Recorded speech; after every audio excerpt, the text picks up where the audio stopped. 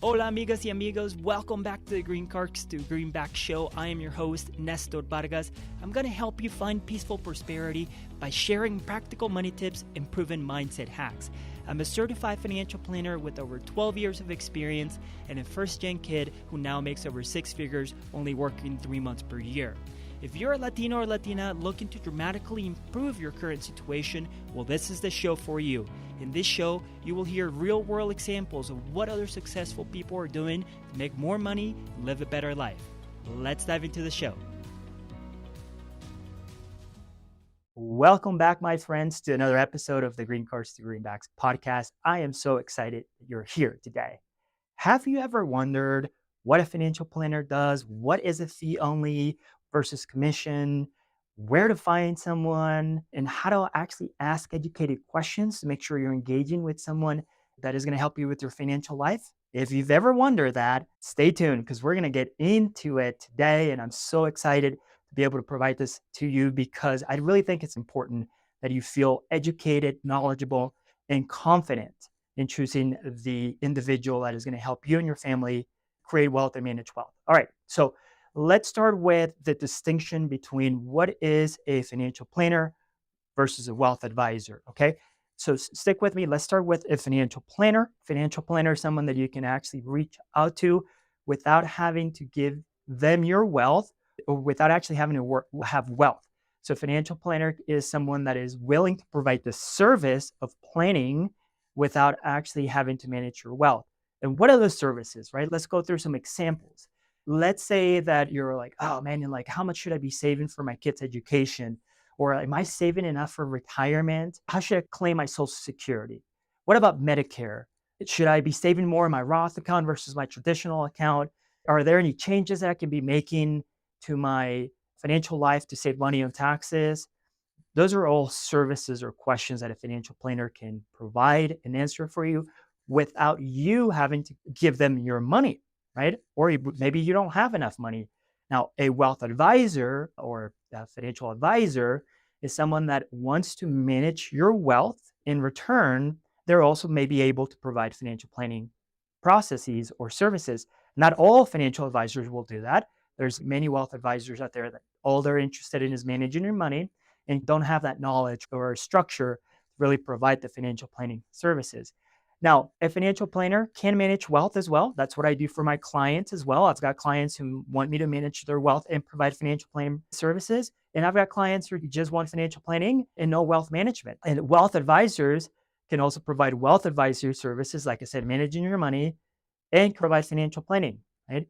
So the differences there is basically if you don't have enough wealth for a financial advisor to work with you, or you don't want that person to manage your wealth, financial planner is going to be your best course of action there to really get the help that you need.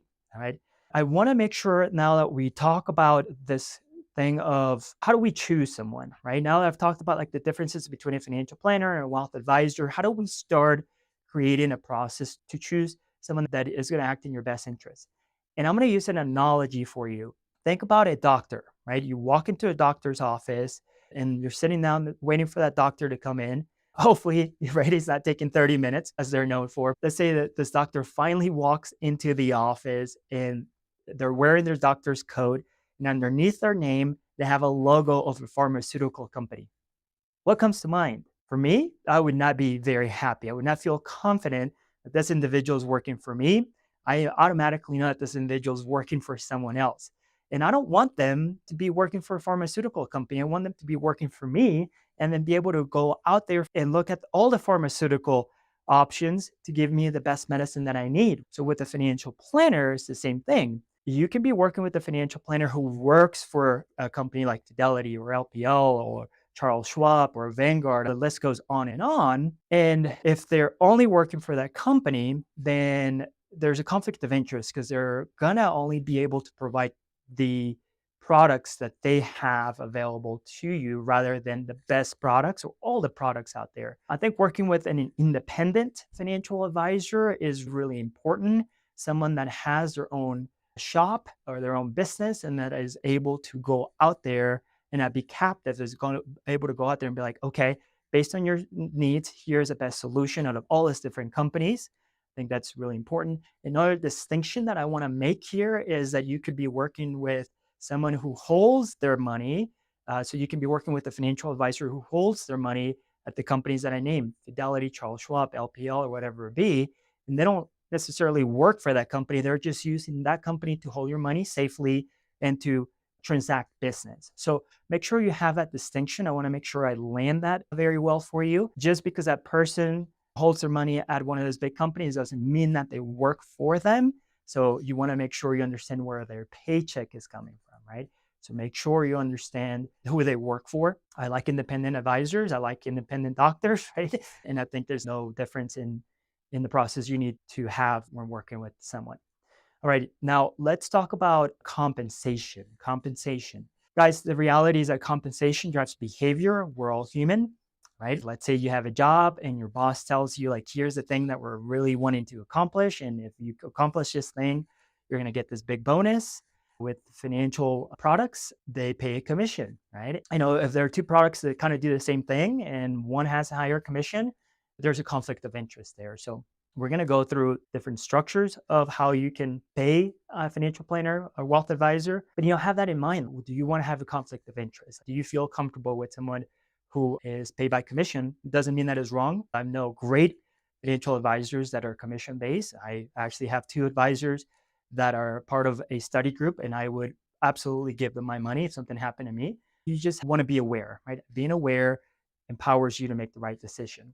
So besides being commissioned, the other way that you can pay financial advisors is hourly, project-based, or a percentage of the amount of money that they're managing for you. Those are all four different structures that are very popular out there. Now let's talk about investment style. The other thing that I believe is that you need to ask the individual who you're going to hook up with, right, start working with, what their investment style is, right? You may, because if you're someone that is conservative and you have a really aggressive investor, you probably aren't going to feel really comfortable in that relationship. For example, for me, I don't invest in international stocks. I don't think you need them. I actually don't like the fact that some international countries are still communist parties, and I don't want your money being at the mercy of any communist party. So I don't think there's a need for international stocks. I think the benefit is very little that international stocks bring to the table, but there's other advisors that love international stocks, right? And so you want to make sure you understand what their investment style is. I also like dividend paying stocks as well in my portfolio because they're really a lot less volatile than growth stocks. And so I want to make sure I have a good exposure to dividend paying stocks for you to make sure the portfolio is a lot more stable. But so ask those questions and make sure you feel comfortable with the answers, right? In their investment style and their process. Make sure you really dive into that discussion.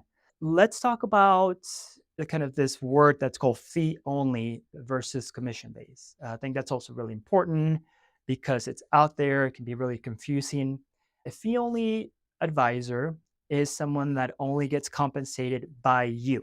So basically what that means is that they don't sell any products because they're not commission based. So a fee only advisor only gets compensated by you, and it's regulated one big party. It's called NAPFA, NAPFA, napfa.com. I definitely recommend that you look into that organization. What they do is they look into that advisor's documentation that they filed with, whether it be the state or the Securities Exchange Commission, to make sure that they're actually not able to sell any commission-based products. And so if you find someone through that network, you are guaranteed to work with someone who is not commission-based. Okay, so fee only advisor, again, someone that is only compensated by you versus a commission advisor who actually gets compensated by the products that they're selling. The other thing I think is really important is what type of services can this individual offer? I think it's really important that you work with someone that is able to provide a wide range of services, including tax planning.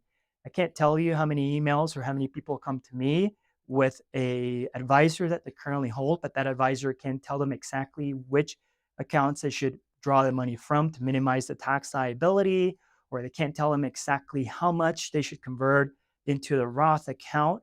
I'm not saying that a financial advisor can replace a CPA or an accountant. I know for a fact that a financial advisor, a good financial advisor, can absolutely provide a lot of clarity and work along with your CPA or your state attorney in helping you implement your plan. So really important that I think you work with someone that has a wide range of services and you are able to grow into the services, meaning that you're not going to have to find yourself having to go find someone else because that person that you engaged with originally doesn't provide comprehensive planning. So I think really important that you look into that. Now we're going to talk about education and certifications. One of the biggest issues with our industry is that the barrier to entry is very low, meaning that someone can go take a call it 3 or 4 hour test, and all of a sudden they can call themselves financial advisors, right?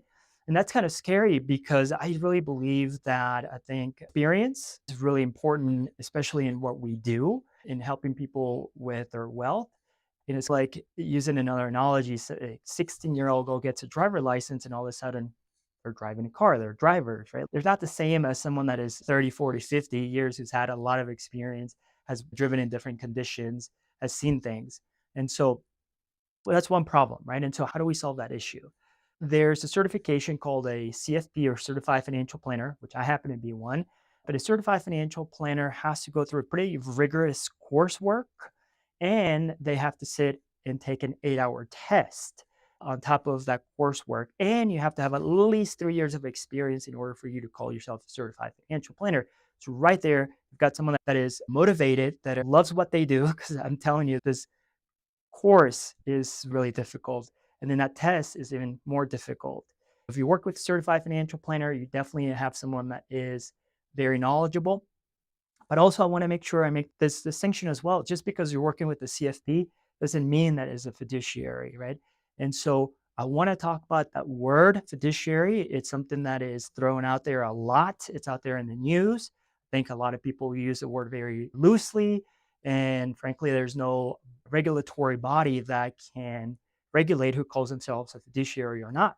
So fiduciary is someone that's supposed to work in your best interest. I think there's many ways to look at it. Financial advisors look at it very differently. But the main thing to know is, remember, think about compensation models. What do you feel comfortable with? And the other thing is, be really careful in working with someone that says, or asking the question is, are you a fiduciary? I think the right question to ask is, are you always a fiduciary? Because you can be working with someone who is a fiduciary and at the same time, that person can sell you commission-based products. And you wouldn't know it because the conversation sounds something like this. Hey, Mr. Client, this portfolio we're managing for you is doing well. It's great. It's definitely meeting your goals. Hey, by the way, I'm no longer acting as an investment representative. I am acting as a representative of this company. And by the way, I think that you should actually look into this particular product as well. That little sentence right there basically says what they told you is that they're no longer acting as a fiduciary and now they're acting on a commission-based sales process. Nothing wrong with that. You just want to make sure you're aware of it, right? Make sure you're aware of that conversation. All right, my friends, so we've talked about financial planners versus financial advisors. We've talked about compensation, investment style, working with someone who's independent. We've talked about fiduciaries. So I hope this is helpful. Certainly let me know if there's any other questions that you have, but I look forward to talking to you guys soon. Take care. Bueno pues. I hope you guys enjoyed this episode. I want to go ahead and ask you to please send me any questions you may have or any topics you want me to talk about.